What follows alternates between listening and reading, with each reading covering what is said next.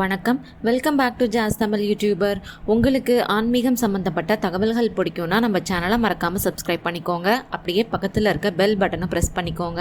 நாளைய தினம், அதாவது 15/6/2024 சனிக்கிழமை அன்னைக்கு ஆனி மாதமானது பிறக்குது.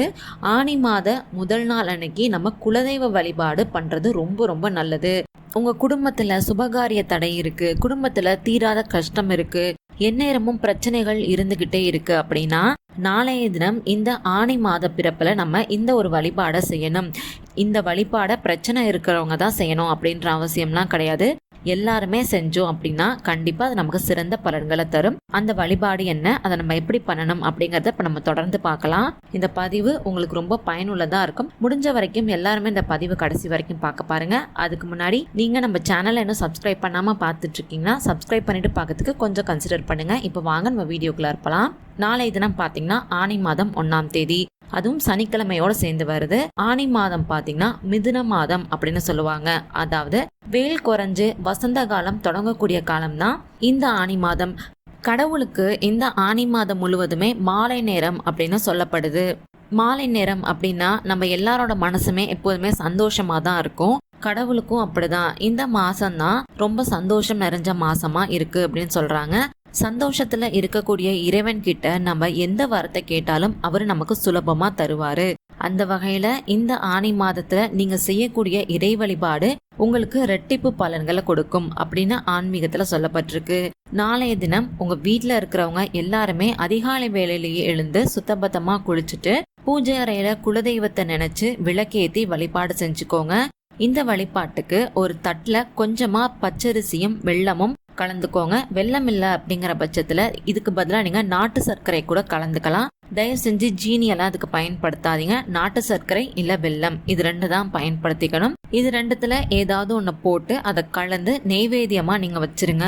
குலதெய்வத்தை நம்ம வழிபாடு செய்யறப்ப மறக்காம நம்ம முன்னோர்களையும் நினைச்சு வழிபாடு செய்யறது ரொம்ப ரொம்ப முக்கியம்.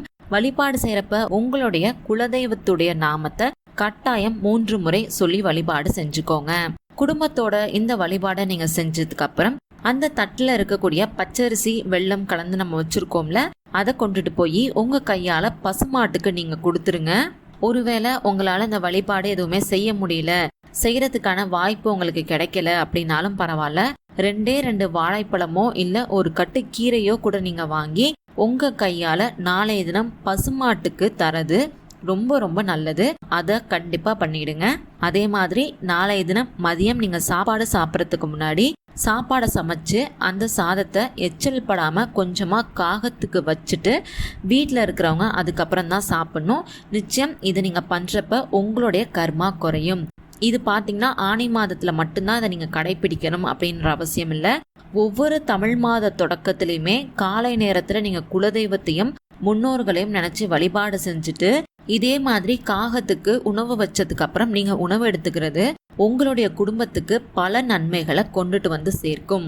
அதே மாதிரி இந்த ஆனி மாதம் முழுவதுமே சிவன் வழிபாடு செய்யலாம், பெருமாள் வழிபாடு செய்யலாம், அம்மன் வழிபாடு செய்யலாம். அது உங்களுடைய விருப்பம் தான். முடிஞ்சா குடும்பத்தோட இந்த மாசத்துல உங்களுடைய குலதெய்வ கோவிலுக்கு போய் வழிபாடு செஞ்சுட்டு வாங்க. இதை நீங்க செய்யறப்ப உங்களுக்கு ரெட்டிப்பு பலன்கள் கண்டிப்பா கிடைக்கும். உங்க வீட்டுல சுபகாரிய தடை இருக்கு, குடும்பத்துல தீராத கஷ்டம் இருக்கு அப்படிங்கிற பட்சத்துல இந்த வழிபாடை நீங்க நாளைய தினம் செஞ்சு பாருங்க. கண்டிப்பா அது உங்களுக்கு ஒரு நல்ல பலன்கள் தரும் அப்படிங்கிற கருத்தோட இன்னைக்கு இந்த பதிவை நாங்க நிறைவு செய்றேன். உங்களுக்கு இந்த பதிவு பயனுள்ளதா இருந்துச்சு அப்படின்னு நினைச்சீங்கன்னா மறக்காம லைக் பண்ணி ஷேர் பண்ணி கமெண்ட் பண்ணுங்க. அது மட்டும் இல்லாம உங்களுக்கு ஆன்மீகம் சம்பந்தப்பட்ட எந்த மாதிரியான பதிவுகள் வேணும் அப்படின்னு நினைக்கிறீங்களோ நம்ம சேனலோட மெயில் ஐடியிலையோ இல்ல கீழே இருக்க கமெண்ட் பாக்ஸ்ல கூட எனக்கு தெரியப்படுத்துங்க. அந்த மாதிரி பதிவுகளை வரக்கூடிய நாட்கள்ல நான் தரேன். நீங்க நம்ம சேனலை இன்னும் சப்ஸ்கிரைப் பண்ணாம பார்த்துட்டு இருக்கீங்கன்னா சப்ஸ்கிரைப் பண்ணிட்டு பார்க்கறதுக்கு கொஞ்சம் கன்சிடர் பண்ணுங்க. நன்றி, வணக்கம்.